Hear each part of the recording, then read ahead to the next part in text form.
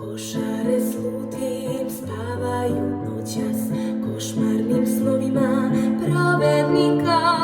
Ko se ne čuje, ni psi ne laju, ni šuma slabog, ni strašnog krika. Ovdje je njihova mrtva straža, granični kamen otadžbine. Raka od strane izdaje draža i brižni šapat.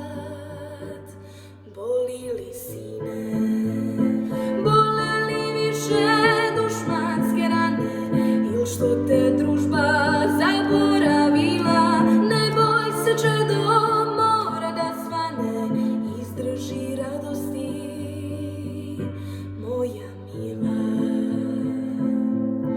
A kada najzad zora zarudi, kad sunce crne rastera sene, tvojom će šutnjom suditi ljudi, da srce viteško nema cene.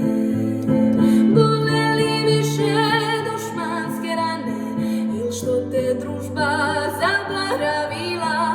Ne boj se, čedo mora da svane, izdrži radosti moja mila. Izdrži, niko ništa ne reci, šutnja se tvoja čuje do Boga.